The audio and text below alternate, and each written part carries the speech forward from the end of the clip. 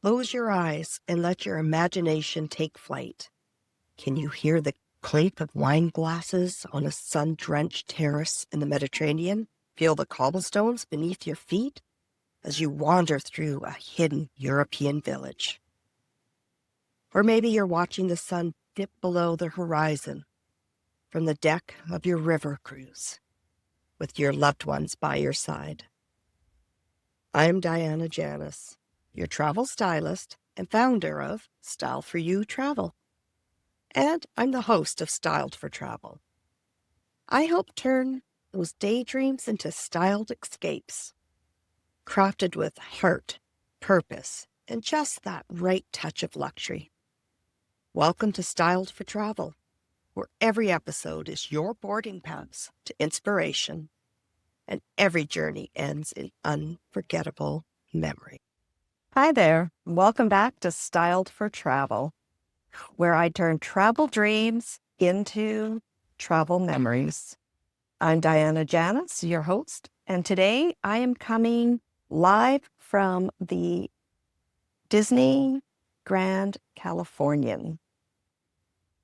I wanted to talk today about a destination that has completely captured my imagination, and that is South Africa.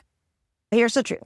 I have not gone yet, but when clients come home glowing, when friends come home from South Africa and describe what it feels like to be on safari, or when fellow traveler advisors tell me how Cape Town got under their skin, it has created this spark that I just can no longer ignore.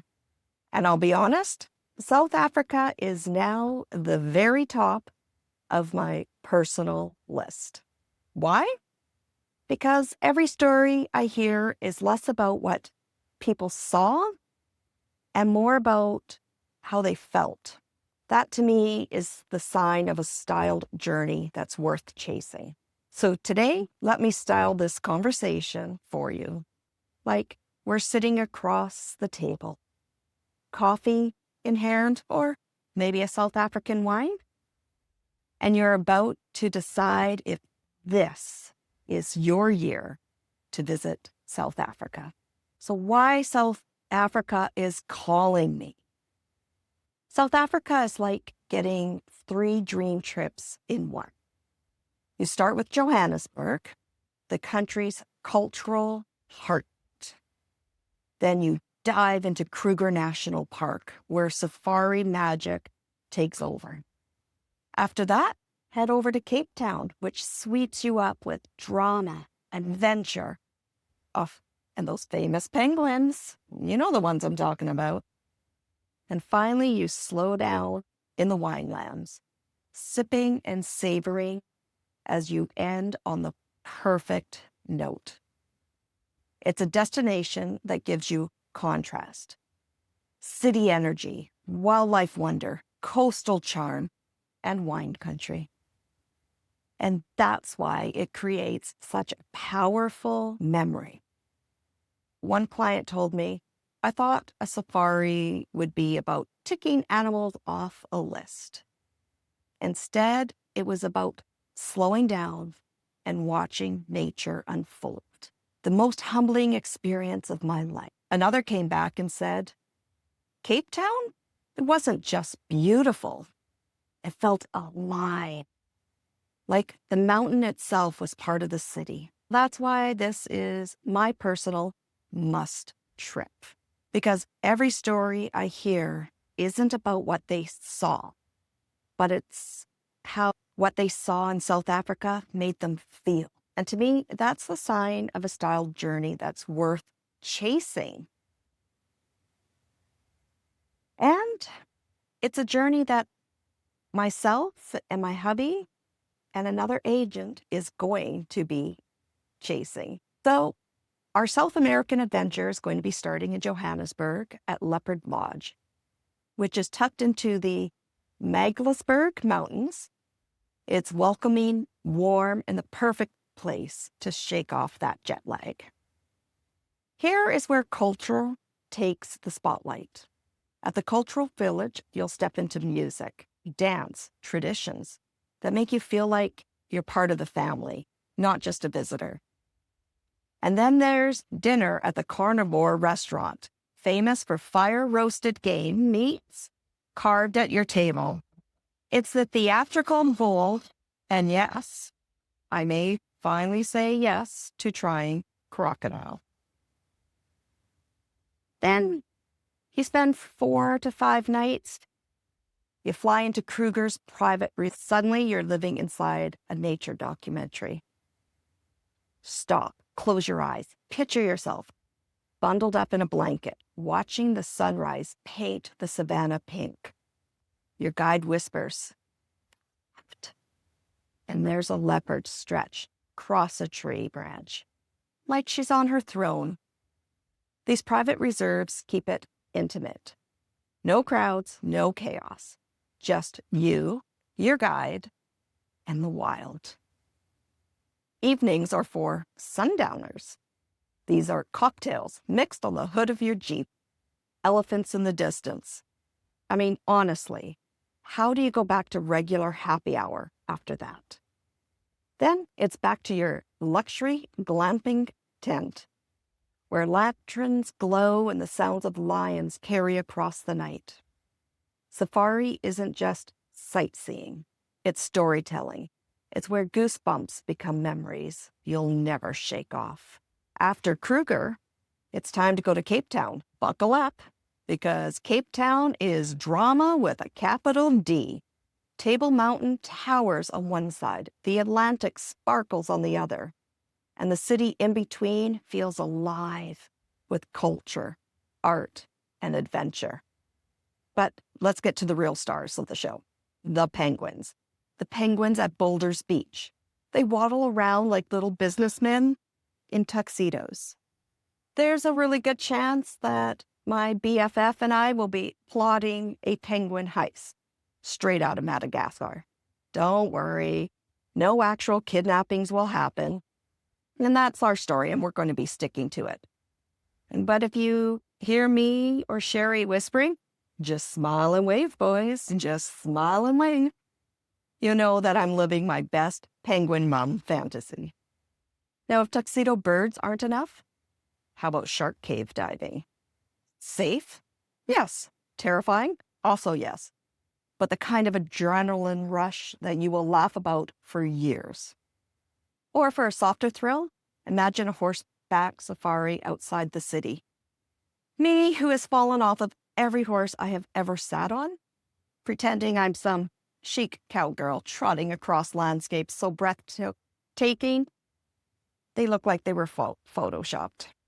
And when you're not adventuring, Cape Town spoils you with food, art, nightlife. Here's a style tip. Book early for La Colombe or Finn, both on the list of the world's best restaurants, and both guaranteed to leave you ruined for North American food. So after all the adventures and penguins, horses, and sharks, it's time to head to the winelands, just an hour from Cape Town. It's another world. Rolling vineyards, charming estates, mountain backdrops that look painted. The star here is the Franschhoek Wine Tram, which is basically adult Disneyland. Except instead of rides, it's wine, cheese, and more wine. One of my clients said, "We thought we'd go for a quick tasting, but 5 hours later, we were laughing with strangers who became friends." Lunches last for hours under oak trees. Glasses clink, and the air feels heavy with history and hospitality. It's the perfect way to end full, happy, and already planning your return trip to this amazing country. So, where you stay in South Africa isn't just about a bed. Where you stay is actually part of your story. In Johannesburg, Leopard Lodge eases you into South African life with views of the Magaliesberg and warmth that sets the tone. And I'm so sorry for murdering the language. In Kruger, your luxury tent or boutique lodge, is woven into the safari itself. From the morning coffee delivered to your deck to stargazing with staff who become friends. In Cape Town, boutique hotels give you personality, rooftop cocktails, ocean or mountain views, and a sense of belonging in the city. And in the winelands, the vineyard estates, they give you mornings with mist on the vines and sparkling MCC at breakfast. These aren't just hotels. They're styled chapters of your journey. Big trips are made or broken in the details. It is the details that count, and that's where styling comes into play. Safari shines in May to September when the bush is dry. Cape Town sparkles in November to March. Want both? Aim for April or October. Packing. Layers are key. Mornings on safari are quite chilly. Afternoons are hot. Go for neutral colors for game drives, not just stylish, but smart.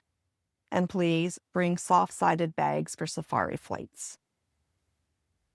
For health and safety, stick with your vetted guides, trusted drivers, curated lodges, so you can relax and savor. And yes, we'll even cover vaccinations, malaria meds if needed, and all the little what-ifs before you go. Booking safari lodges should be done 9 to 12 months ahead. Same with Cape Town's world-class restaurants and vineyards. That's where I come in, styling it all so you show up and enjoy. Wi-Fi in the cities is fine. On safari, not so much. But that's the point. It's to disconnect, to reconnect with your friends and loved ones. Trust me, Instagram can wait. So, this is why I know South Africa is worth it. A couple whose honeymoon I styled split their time between city, wine, and safari. They came home saying it felt like 3 honeymoons instead of just one. A friend told me, I thought the penguins would be cute. But what I'll never forget is how Table Mountain felt like it was watching over the whole city. And a client who thought safari was about Instagram moments and photos said the real memory was sitting with my son at sunrise. Both of us wrapped up in blankets, watching the world wake up together. No picture will ever show that feeling. It was amazing. So, that's why I'm planning my own South African journey, because I don't just want to style it for others. I want these feelings for myself. So, is South Africa worth it? Absolutely. It's one style journey that feels like 3 trips in one. Culture and cuisine in Johannesburg, wild magic in Kruger, adventure and penguins in Cape Town, and indulgence in the winelands. Thank you for joining me today. Stay tuned for next week, where we discuss the pros and cons to travel insurance.